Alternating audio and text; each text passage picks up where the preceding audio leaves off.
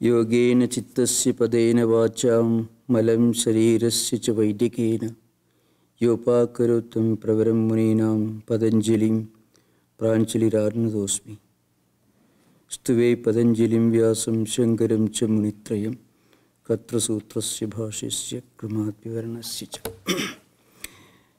Most of you may be familiar with this verse, but frequently when there is an interval, I try to explain this. It is an invocation to the great Patanjali, the sage who wrote this Yoga Sutra, which is the Bible of Yoga tradition, around 1800 BC. So that's the invocation.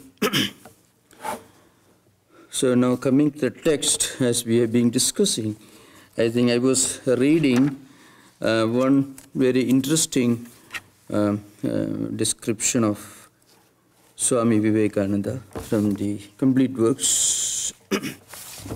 That's what we're doing. That the sutra we discussed in the last session was this: Etayaiva savichara nirvichara cha sukshma vishaya vyakhyata. See, it's the 44th sutra of Samadhipada. So what this sutra says is simple. The savichara, nirvichara, these are all two types of samadhi. So samapatti is used here, or savitarka, nirvitarka. So they are different only on the basis of the object of meditation. So that is the simple principle. Now I will continue the discussion where we left last time. You may remember the sutra we discussed in the last session was this Surupa Shunye Sadi Artha Nirbhasa Nirvitarka. This is the definition. So that is when the human memory gets purified, free of all vikalpas, speculations or questions or disturbances, then the chitta remains as if it has lost its true nature. Then what happens? Only the object, the dhyaya vastu, what is called the object of meditation, alone remains. This is the meaning of the sutra we already discussed. Now what happens at this stage, this 43rd sutra? What happens? For that we should know the previous sutra, the earlier sutra. Tatra Shabdartha-Jnana Vikalpehi Sankirna Savitarka-Samapattihi. So we already discussed sound, meaning and resulting knowledge. Sound means vibration, meaning means nerve currents which conduct it, and knowledge of reaction. All these remain intact. But when you reach this higher samadhi, which is called Nirvitarka, then the memory gets completely purified. And what happens? It loses its essential properties. Mind loses those properties, those characteristics which constitute the mind. So this should be understood in a very interesting context. What is mind? Mind is, by its very nature, a changing, changeable phenomenon. A number of thought currents, ideas and impressions come in a flow without any harmony, with a lot of friction. It is called mind. So mind as understood in the yoga tradition is not an entity. It is the name of a particular phenomenon created by impressions and thought currents. These impressions and thought currents, they are not homogeneous by nature. They are very diverse, mutually contradictory, each conflicting with the other. Because if the mind is absolutely calm and quiet, then what it means is this diversity of impressions is no more there. If we can divert all the mental energies, impressions and thought currents in one direction, then you feel a total concentration, absolute calmness and quietude. When this is done with our own willpower, with a sense of freedom, when we can, at our will, direct our mental forces in the direction in which we want to direct these mental energies, then mind is within our control. But remember, at that time, mind becomes non-mind. In fact, eventually, that's the subject towards which Patanjali is leading us. How to get away from mind. How to get out of mind. Or what is called meditation. So, these thought currents and impressions, which are mutually contradictory, belong to two fundamental categories. Not just two categories, they may belong to any number of categories. But generally speaking, they belong to two fundamental categories. One set of impressions and thought currents that support you, that help you. Another set that oppose you. If this contradiction did not exist, then we can work as a machine. A machine doesn't disobey you. But a machine is no freedom. So, as you used to mention, we may be able to divert all our mental energies in the direction in which we want to divert, if you're terribly interested, but that interest is interest with slavery, not freedom. As I mentioned, people who get crazy about certain sports items, certain games, some sort of hobbies, they will have a tremendous power of concentration when they're focusing their attention on that particular area. But it is a slavery because they cannot take their mind away from that and divert into another channel, into another direction if they want. So there is no freedom. When you can do this with freedom, then you are transcended mind.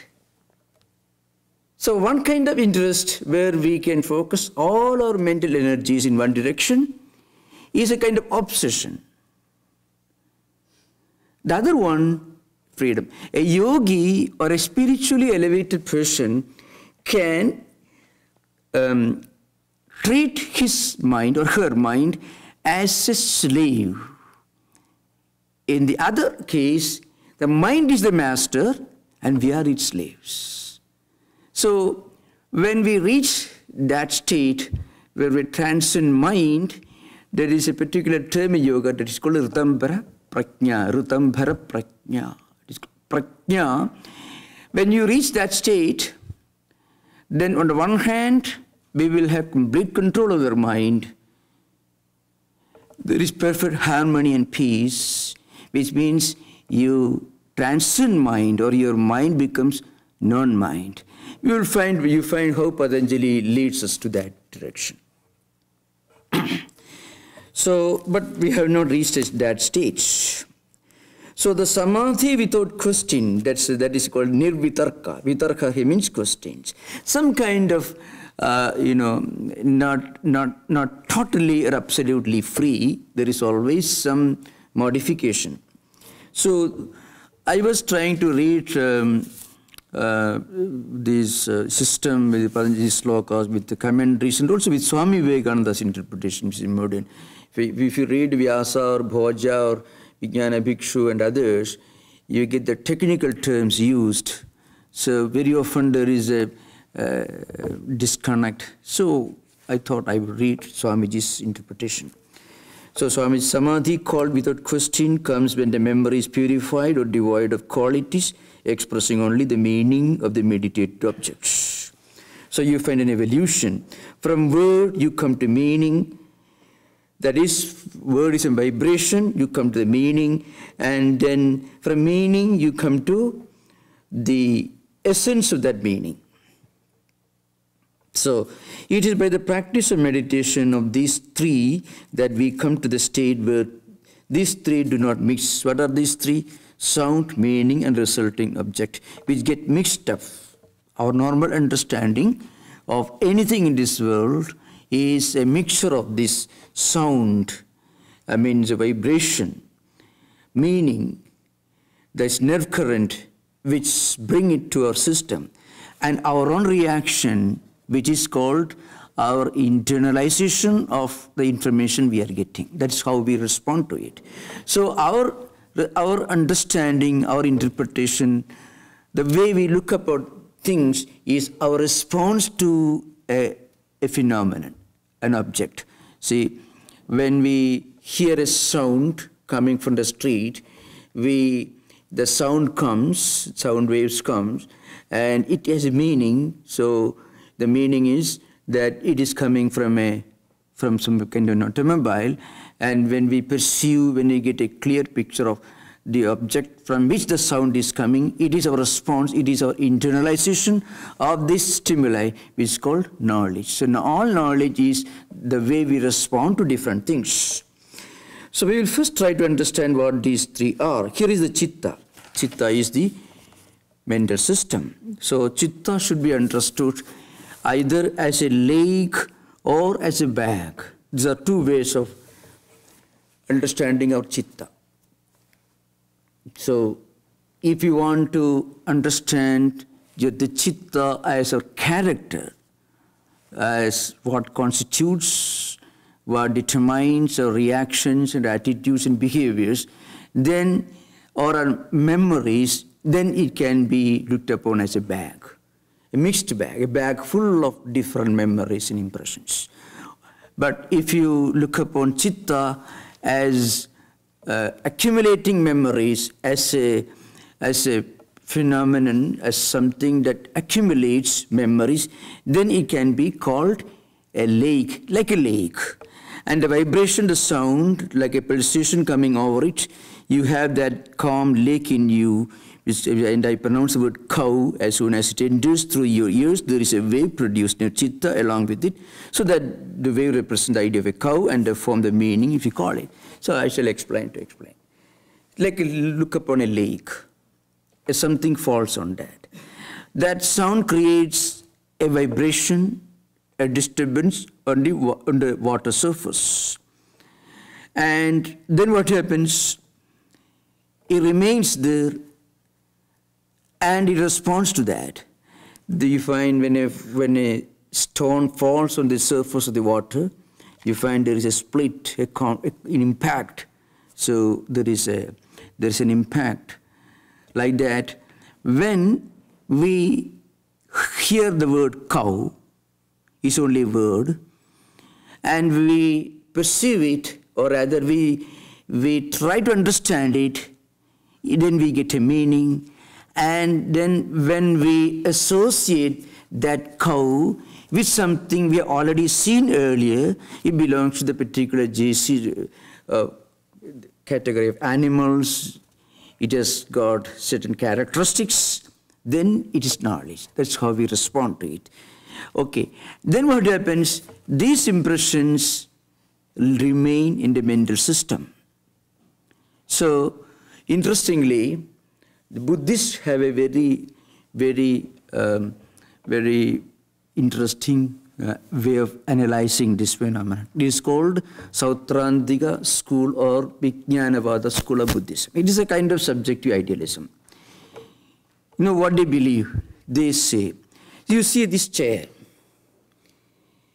The object connects with an impression in your mental system. So when you see an object, and when you understand an object, there is already there, the impression or memory of the object is already there in the Vijnanam. Vijnanam in the Vijnanavada school is a platform where all these remain. So when you see an object, and when you identify that object for what it is, these impressions, which are already there accumulated in the Vijnanam, is called Vijnanavada. I mean, it's a kind of subjective idealism, where external things are totally unreal. That is the basic philosophy. External phenomena are totally unreal. They're all coming, but the real things are within. When you see an object through visual contact, and when you interpret and understand that object for what it is, you're connecting that object with these images or impressions or memories that are already accumulated in the mental system, which they call Vijnana. So, in a way that is true. You don't recognize anything unless you have something of it within you. You can never fully understand anything which you are totally unfamiliar with. Not that you are familiar with everything that you know. There are many things that we didn't know about it. But unless you have something of it in the form of a memory, an impression within you, you won't be able to recognize it for what it is. You won't be able to understand it for what it is. So all these things exist in the Vijnana, it's a kind of platform. That's what they say. So more or less, the yoga system of perception comes not very close, but somewhat close to that. That's what Swamiji is saying here. So when you internalize this knowledge, that internalization is nothing but your response to an object, and you understand this knowledge. Okay, now the result of the reaction, and that is knowledge. So what is the result of reaction? How do we respond to this object like cow or chair or elephant or anything? When somebody speaks that word, it's just a word, a vibration as they call it. In the yoga system, it's called a vibration, it's called Tatra Shabda Artha Jnanam. Shabda means word. Artha means what that word implies. Jnana means the way we understand it. Buddhists say this understanding is not possible unless you have all this in your system in the form of ideas. That's called a subjective idealism. So Vijnanavada is called a subjective idealism because already there are things which when you see an object, you connect that object with its idea equivalent, idea counterpart, which is already there in your system. Oh, this is just one school of Buddhism, not all. There are many different schools of Buddhism. So this becomes a subject later. Now, next one is the next sutra. Etayaiva savichara nirvichara cha sukshma vishaya vyakhyada. So by these concentrations, we have already explained the process of meditation here. Now we are coming to a very important subject here. Now, Sukshma Vishayatvam cha Alinga Paryavasanam. This is a very interesting sutra. Alinga here means Prakriti. What Samkhya philosophers call Prakriti or Mula Prakriti, what yoga is called Prakriti. What is Prakriti? I already mentioned earlier, the Patanjali system, it borrows its metaphysics from Samkhya philosophy. And Samkhya philosophy is built upon the foundation, the twin concepts of evolution and involution. There is a gradual manifestation of the effect from the cause, which we call evolution, and then that effect going back to its cause is called involution. So it is not just a speculative system. This also is the foundation of Hindu cosmology and Hindu cosmogony. Because the basis of Hindu or Vedantic cosmology is this. Everything comes and goes back and comes again. In other words, the entire cosmos, existence, it evolves. It's called parinama. It's called evolves. It's evolution. It evolves from a kind of unmanifest, subtle entity. Through gradual process, everything evolves. The evolutionary process is very simple. At the individual level, at the level of different objects, everything comes from Prakriti, first Mahatattva, then Ahankara, the ego system. Mahatattva, let us say, it is the first evolute from Prakriti. The first evolute. So first you should remember, the Samkhya and Yoga philosophers, they believe in two fundamental categories. I don't have any, this kind of modern, part presentation called, picture but when we use this screen and all that, but it's very interesting. If you think of two fundamental categories, one is the conscious category, consciousness, awareness, knowledge. The other one is unconsciousness. Consciousness is called Purusa. It is, so our true nature is that we are Purusa. We are conscious. But when we identify ourselves with things which are unconscious by nature, then we interpret ourselves to be unconscious. So the unconscious entity is called Prakriti. It is called Jada. It is unconscious. The conscious entity is called Purusa. Evolution takes place from Prakriti. You may ask the question, how can evolution take place from something which is essentially unconscious? In fact, this was the strong foundation on which Shankaracharya demolished Samkhya metaphysics. The Samkhya and Yoga metaphysical conclusions are defective, but their analysis of human mind, their analysis of our emotions, feelings, and attitudes, their analysis of our characteristics, tendencies, impressions, memories are absolutely fantastic. Very rational, very scientific. But their metaphysical conclusions are not accepted by Vedantis. So Vedantis accept the analysis, the analysis part of Sankhyas and Yogas, but they reject the conclusions, and there is a strong reason, because it is essentially dualistic. So anyway, now coming to the subject, their explanation of how everything in this world evolves from Prakriti is absolutely logical. What they say, from this Jada Prakriti, first a Mahatattva, a kind of cosmic subtle entity, which has an element of awareness, evolves. From that, Ahankara. Ahankara is the ego system. Ahankara has got three dimensions: Tamasika, Rajasiga, and Sattvika. From Sattvika aspect, from finer, let us say, aspect of Ahankara, mind comes. From the other two, senses, etc. comes. So Buddhi is identified with Mahatattva.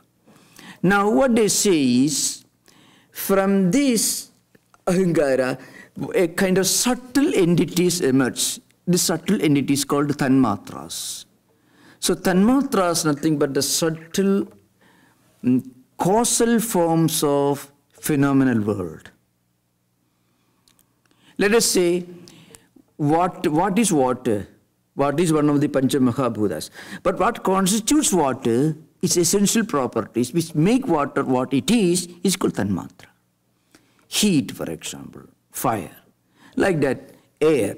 So all the Pancha Mahabhutas, they call, are emerging from Pancha Tanmatras.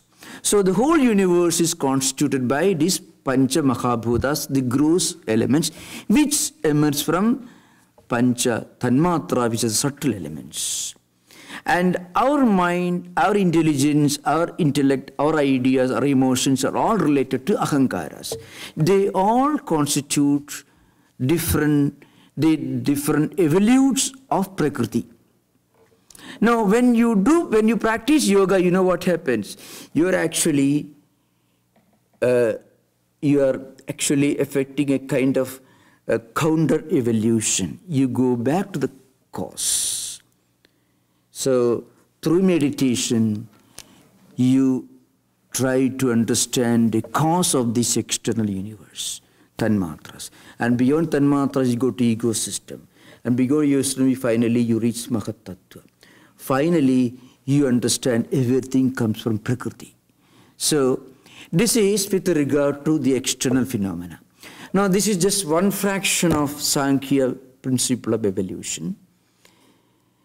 Well, it is something like this. If you have got a seed of a tree, that a tree may have thousands of fruits, one seed. But one seed potentially contains the whole tree actually. The tree pre-exists in the seed.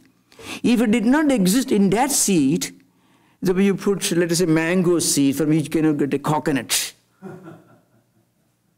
So the whole mighty mango tree is involved, it's called involution.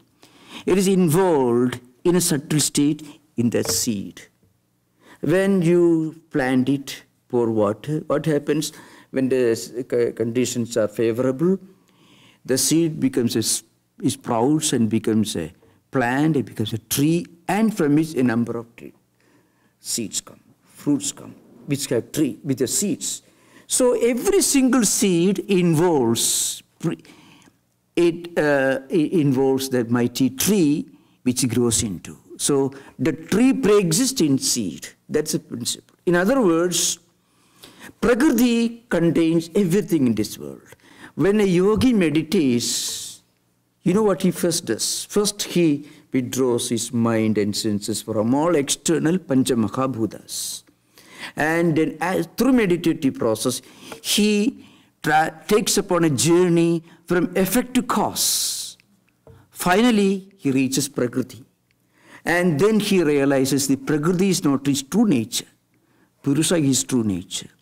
When through false identification, Purusa identifies itself or himself with Prakriti, then we think we are just this psychophysical mechanism.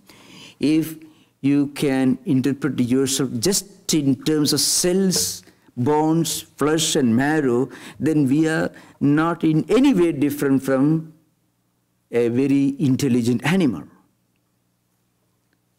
But the moment we recognize the presence of something which is alien to Prakriti, which is essentially conscious,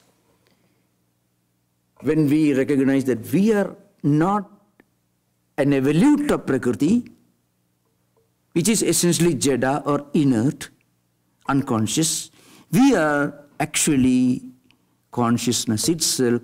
You are actually non-identifying yourself with this dead, inert entity called the psychophysical mechanism. So in this body, in this mind, in this intellect, there is a presence of Purusa is there. But what happens, we forget that.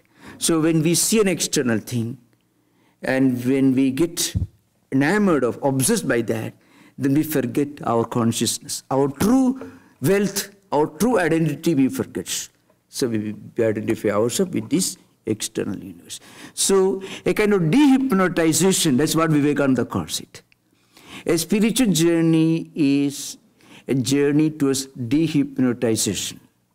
We have self-hypnotized ourselves into thinking that we are not Atman, that we are this inner world. When people think life is meant for enjoyments, life has no other meaning.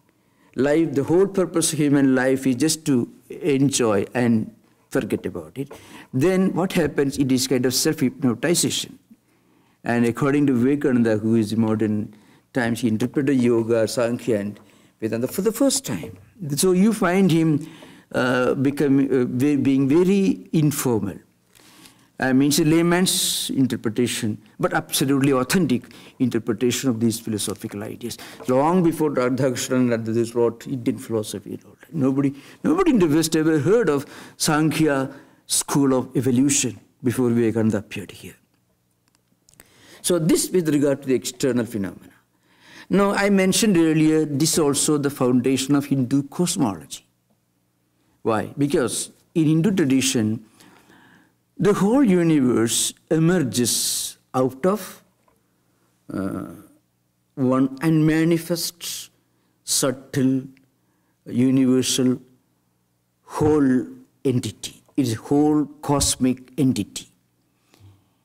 When the manifestation takes place, gradually this evolution begins, so this world comes into existence. So what is manifestation? Manifestation is nothing but this unmanifest state becoming manifest in terms of name and form. Nama, Rupa, it's called. Nama is name, Rupa is form. So when the other one is called the unmanifest state in Sanskrit, it's called avyakta, unmanifest state. So when this manifestation, which means things appearing to be names and forms begins, evolution begins. So a spiritual seeker in Vedanta is actually trying to dehypnotize himself. It's got a reverse evolution, so to speak. And then he understands behind all this, there is that conscious reality, Atman. It's called reverse evolution. So, as I mentioned, into cosmology, the universe, the manifest world, emerges from the unmanifest.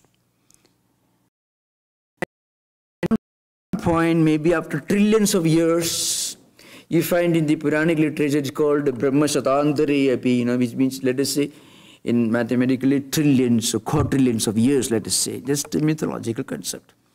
At one point, this created universe will go back to its unmanifest subtle state, causal state, only to re-emerge maybe after several trillions of years. Like that, this cyclic process goes on. It's called cyclicism in Hindu cosmology. It is just the opposite of the eternal progression theory that you find in, of course, that you find in the Abrahamic traditions. But I believe modern science comes closer to the Samkhya, Yoga, Vedanta concept of evolution, involution, and cyclicism doctrine, rather than the cutthroat creationism, which people may not take seriously these days. So modern science may be closer to cyclicism than creationism. This is my understanding. I mean, this is the view of many, many modern scientists also. Another interesting thing, Hindu cosmology says it is not creation, it is projection. So the word used in the mythological book called sarga. Sarga is projection. So when the unmanifest projects itself as the manifest, in terms of names and forms, diversity in terms of names and forms, it is called evolution, and after trillions of years it may go back to unmanifest state. Well, some of you may remember about 10 years back, few years before I came to this country, I read an article in American Science Reporter, most probably. It was, hypothetically, it was a very interesting article and highly futuristic. So it says, what will happen if all of a sudden, everything collapses in Manhattan? It's a speculation.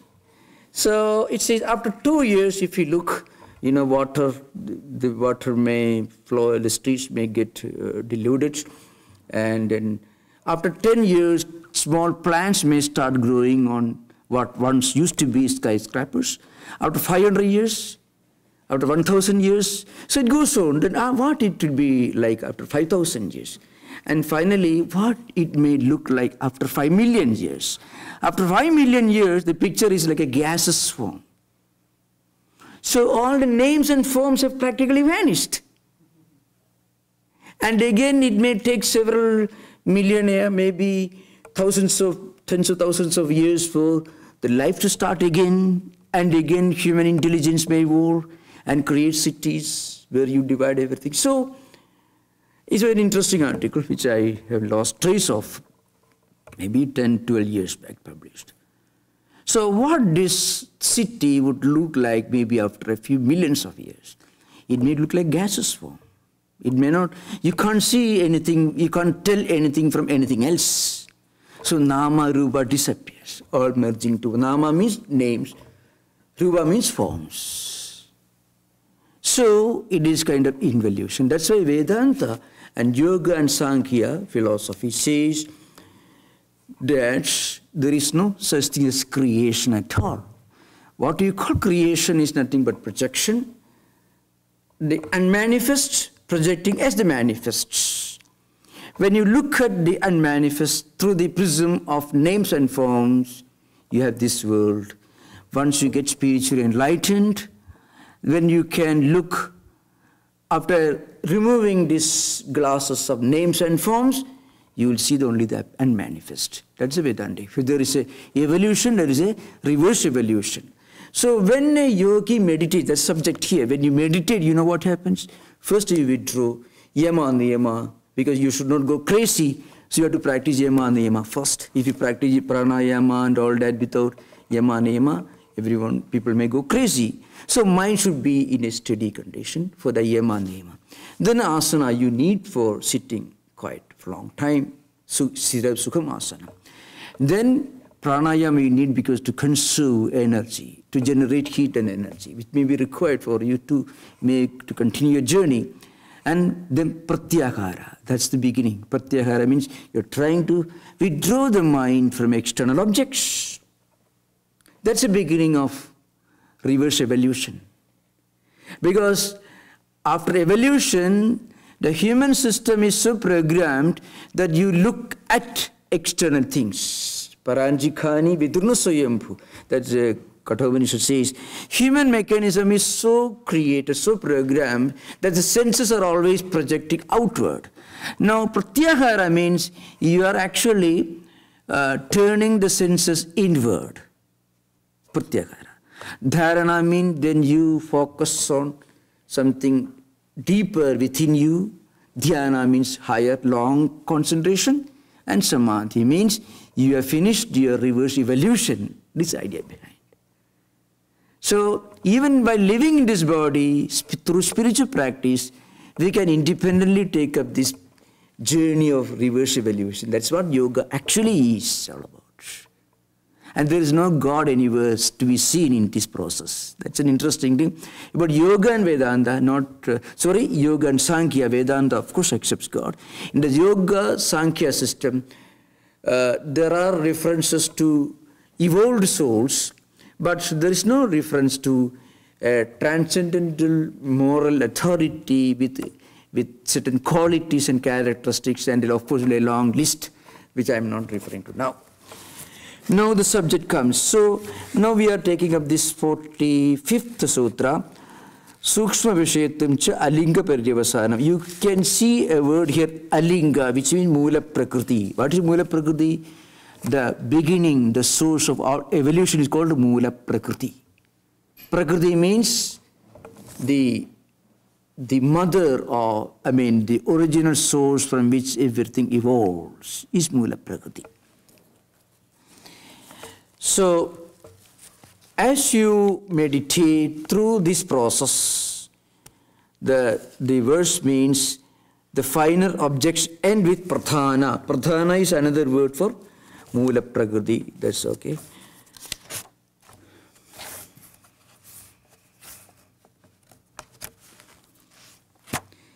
So, this, what it means is, this eventually takes you to Mula Prakriti. The gross objects are only elements and everything manufactured out of them. So what it means is, so Swamiji is here trying to he is referring to the external phenomenal world constituted by gross objects. What are these gross objects? They are only elements, they are only outer manifestations of ends, they are the manifestations of subtler elements called tanmatras. So from finer objects, we finally reach this cosmic wholeness, cosmic entity. The fine objects begin with the tanmatras or fine articles. The organs, the mind, egoism, mind stuff, the cause of all manifestations, the equilibrium state of sattva, rajas, tama, are called pradhana prakriti. What it means is, from prakriti, mahatattva, the cosmic intelligence comes. From that, the ego system, in its higher, subtle, refined ego form, it becomes mind. In its less refined form, it becomes the senses of perception and senses of action. And then again, from that, tanmatras, the subtle elements, from subtle elements, gross elements, constituting the empirical phenomenal universe all comes.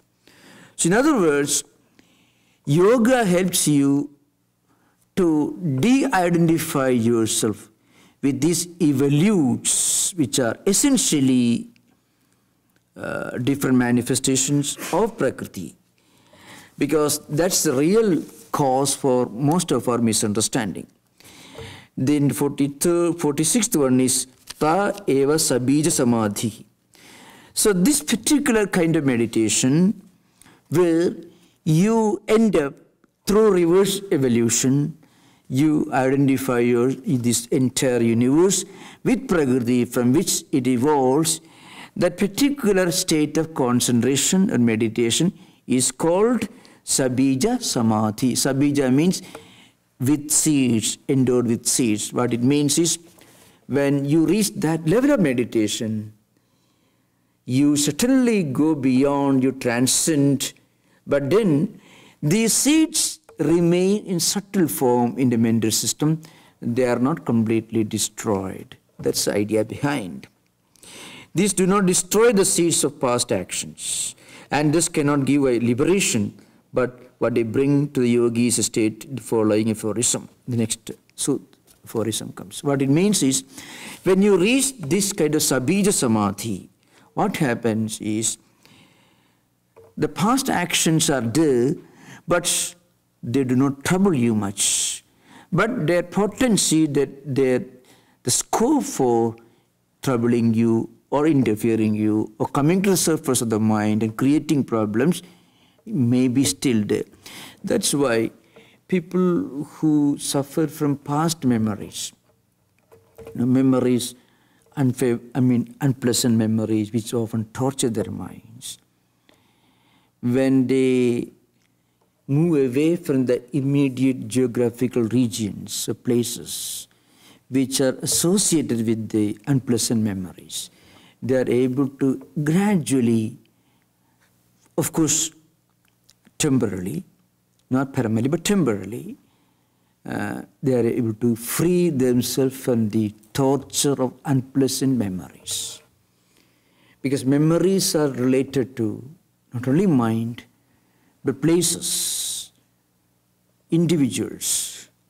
See, when you go to a place which has some association with an unpleasant memory in your life, which you don't want to remember, when you see the place can immediately can bring back those memories. Why?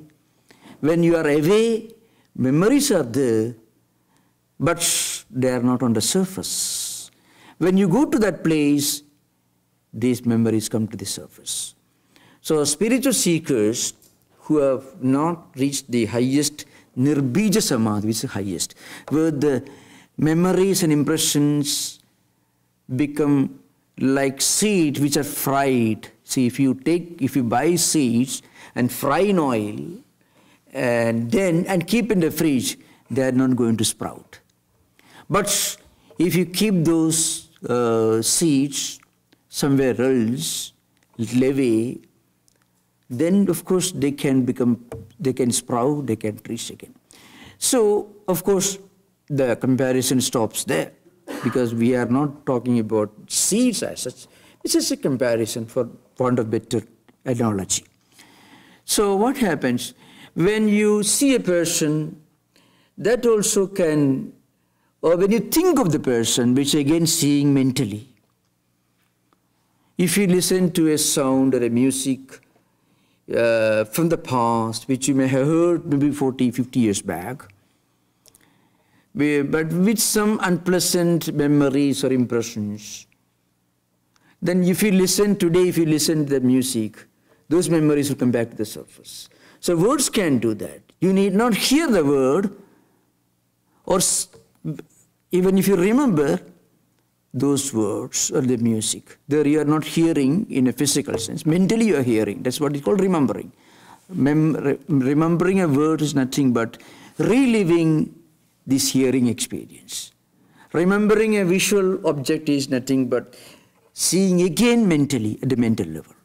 So all these can bring back to the surface of the mind past memories, because those seeds, they are there, but when you move away from that geographical locality or from those persons, then of course you may not remember them, you may not see them, hear them, but when you hear again, those things will come back.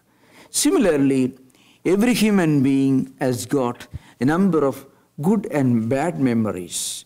Memory is not a word, we call vrittis, vasanas, samskaras, that's what they call yoga system. Vasanas and samskaras are very powerful.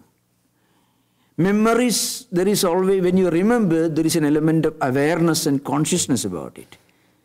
And to some extent, perhaps you can try to weaken, but samskaras and vasanas operate without our permission. They don't seek our permission. What we instinctively do, without any deliberation or planning, that actually reflects our samskaras. That's a real character. The memories are much weaker, but still what happens is memories which remain in seed form, but still not sprouting right now, could sprout some other time.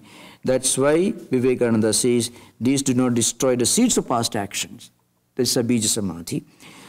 And thus give liberation. But what they bring to the yogi is stated in the following aphorism. So we will deal with that later. We will discuss the subject later. You can ask questions if you are interested. Okay.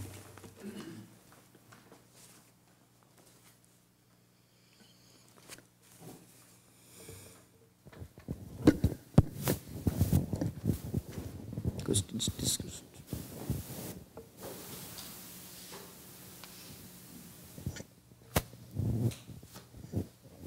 Thank you, Swami. People seem to be hypnotized in different ways, and maybe it's the same way overall, but they're experiencing it in different ways. So I've noticed that some people, when you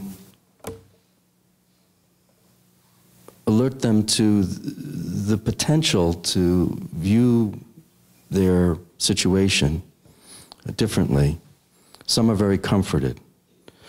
They say, oh, potential is there, very good. Others seem very concerned that it's a potential only and it isn't manifest in their lives yet. Is potential wrong? Eh? This is a long way, potential long way. Yes, if they're concerned that the potential is a long way out, yeah, especially in terms of their... I want to comment upon this distance view. Yes. Distance is only imagination. So, if we are sincere and focused, 1,000 miles can become an inch. If we are negligent, slow, I shall, whenever it comes, then it could be 10,000 miles. So, I can give an example. See, you find one interesting aspect of many great spiritual seekers. Once they decide to practice or meditate, they won't waste one split second. Once they decide, it's as good as starting doing that. So Sri Ramakrishna, I tell you one example. If you read Sri Ramakrishna's life, you find, whenever an idea came to him, he didn't stop one split second. Straight away, headlong, he went to that. Of course, we can't compare everyone with Sri Ramakrishna, but intensity can reduce the distance. Distance is our interpretation, actually. It is not physical. See, mental distance is more or less our creation. If we want, with intensity, we can reduce 1,000 miles into 1 inch. Not only that, those who are highly evolved, when you hear something, immediately it translates into some kind of an experience to you. People who are, in our Vedantic text, there are two different views about this distance. One view is those who are highly evolved spiritually, very focused. If they just hear one word, immediately it connects with them. Well, in modern context, if we go to the university library and read a book, but if that's the first time you are connecting yourself with that idea, but rather, suppose you have been for a long time speculating, praying, meditating, and suddenly you find a university library, an idea, immediately connects. But if that's the first time you are hearing, it's still 1,000 miles. So it is called Shabda Parokshvada in Vedanta, which means for a highly evolved soul, once they hear a great statement, Vedic statement, it becomes a matter of experience. So when I was in India, in some philosophical conferences, I tried to explain this. It's called Shabda Parokshvada. When the teacher tells Tattwamasi, you are that absolute reality, immediately that Mahavakya, the statement, it translates into Aham Brahmasmi, I am the Brahman, as an experience, the great spiritual seeker. So I used to give this example. Suppose you have lost your passport or visa, important document here, and you are looking for it in the streets. You know you have lost it somewhere. You are going in search of it. If it lies there in the middle of the road, you won't wait one split second. It's my passport or not, or some other trash or something. You don't think for a moment. Immediately it connects with you. Why? Because you are in your mind, you are thinking, where is my passport? Where can I get it? It's a matter of maybe very serious thing. So whole mental system, all the vrittis are focused on this, the passport aspect. And when you see it, you catch it. Because your mind is ready. Your mind is freed of all other speculations and vrittis. Only this passport in your mind. When you see that, you take it. But suppose you're walking the street and you have not lost anything, you are not worried about anything, you find something, oh, what is that? What it could be? You may think a long time, 1,000 miles. But if it is your own thing, you're looking for it, one split second. So what is distance? Distance is a creation of our imagination. Sri Ramakrishna uses the word vyakulata. There is a very interesting word he uses. A person, a spiritual seeker who is focused on it, for him, distance is not distance. That's the idea. So, Swami, starting from a dualistic perspective, from a Samkhya perspective, the ego or ahankara is a derivative of prakriti. Yeah. Then how do we explain our awareness of that ego? How do we connect Purusa to that? Yeah. This Purusa element consciousness is there in us. But what happens, when we see different objects, we identify ourselves with that object, which is an evolute of Prakriti, which is inert. So what happens, this awareness element comes from the Purusa, which is essentially inherent in us, but we have forgotten it. We identify ourselves with the external objects. That's why I'm aware of it. That idea comes only for a person who has moved little away from that low level of identification with the evolutes. People who completely identify with an external object.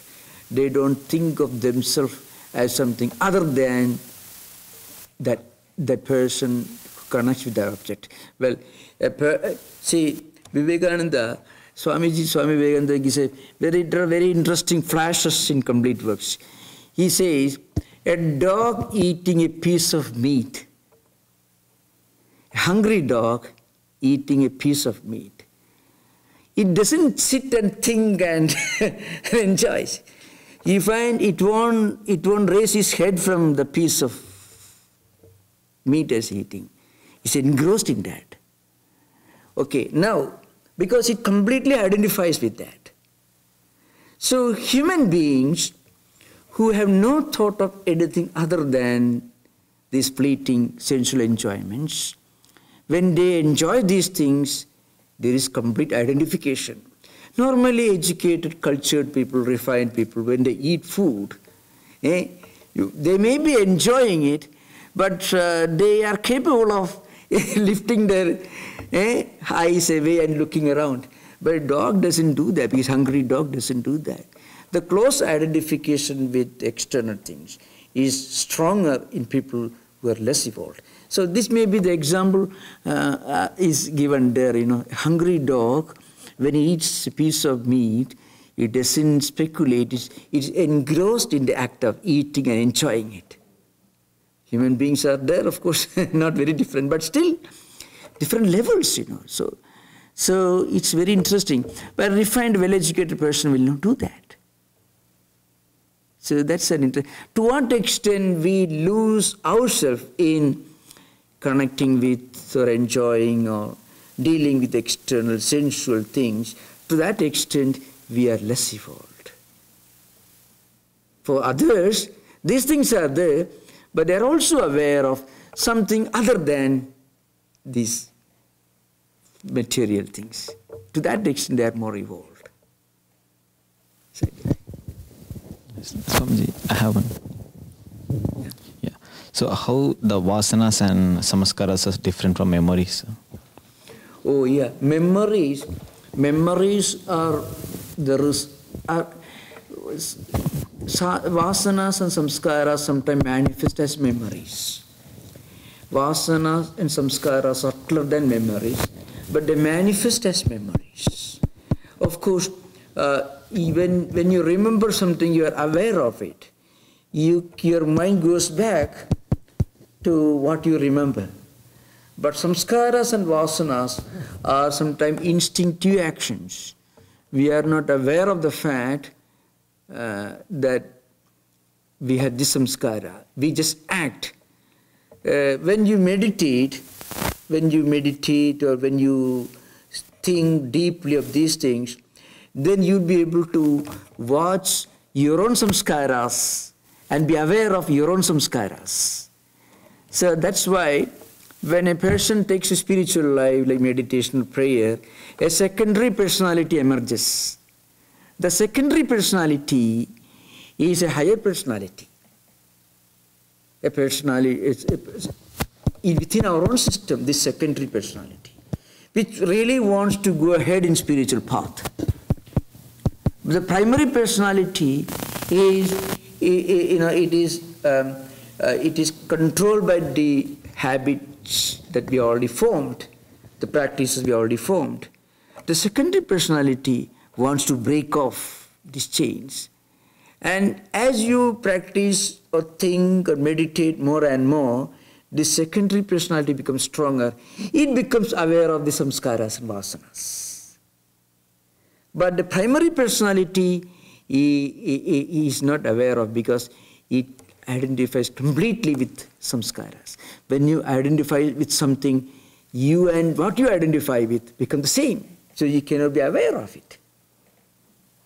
And that's why, what's the difference between a spiritual seeker Well, I won't go that far, not a spiritual seeker, somebody who reads mystical books, spiritual books, higher philosophy, and an ordinary, and others who don't care. Those who read, at least intellectually, connect with higher ideas, occasionally they are able to turn the flashlight into their own system. When such people commit a mistake, oh, I made a mistake. That awareness, the ability to recognize a mistake or something that could have been avoided, that ability comes because a secondary personality is emerging higher than that. The secondary personality is looking. If the secondary personality is not there, you won't be able to throw the flashlight into your own system. So that's why any association, any discussion, any spiritual thing will always help us to help this emergence of a higher personality. And that higher personality will help you. Oh, maybe it was a mistake, I should not do it again. That doesn't occur unless you do something and try to help a secondary personality, higher personality emerge.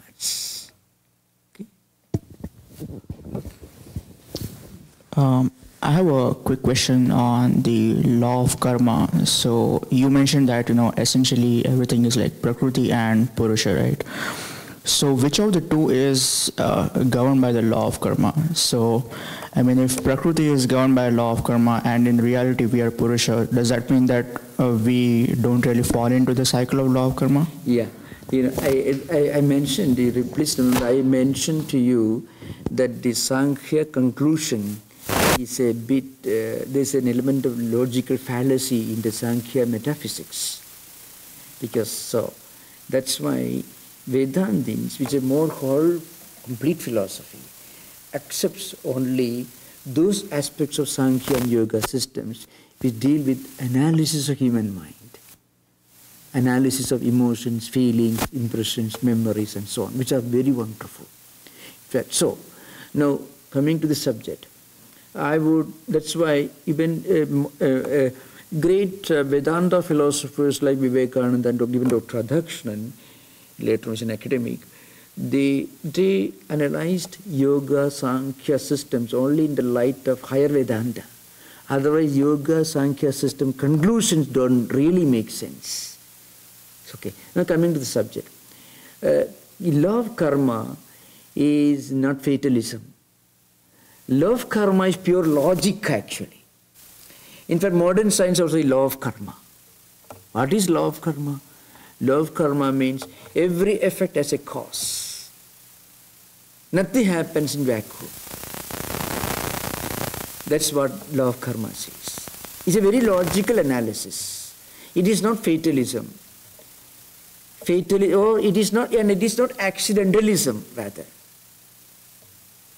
Something happens by accident. Rather, law of karma is more logical than accidentalism, and certainly much more logical than fatalism. So, if your present lot, present condition is the result of some actions in the past, then you can change. You can change and bring about a change in your destiny. In fact, a great Vedanta philosopher like Shankaracharya puts in a very interesting way. He says, the karmas responsible for our present conditions, this present embodiment, is just like an arrow which has been shot by an archer. It has left the bow. But it has not hit the target. But it need not hit the target. The arrow has to extinguish its velocity.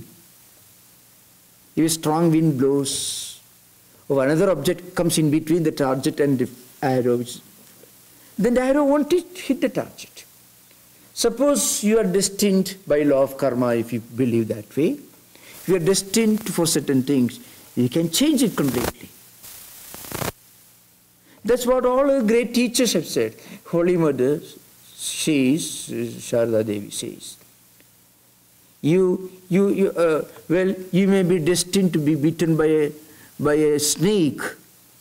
You may be bitten by a small ant or a mosquito. So the intensity can be reduced. It's practically, that's why Shankaracharya says if a strong wind blows, the arrow is deflected in another direction, need not hit the target. So law of karma has nothing to do with its popular misunderstanding. It is a very, very ridiculous misinterpretation of law of karma if you interpret it as fatalism. That's absolutely. There is a school of fatalism in Indian philosophy. That is true. Fatalism is the kind of more similar, but not so like Calvin's, this kind of predetermination. Predeterminism was there in Indian philosophy, not in Vedanta, not even Samkhya and Yoga. So law of karma, very rational, logical analysis of what is going around now. This may be something behind it. So remove the cause or reduce the intensity of the cause, the effect also will be modified. Okay, so next time. Om Shanti Shanti Shanti Harihi Om Tat Sat Sri Ramakrishna Arpanamastu.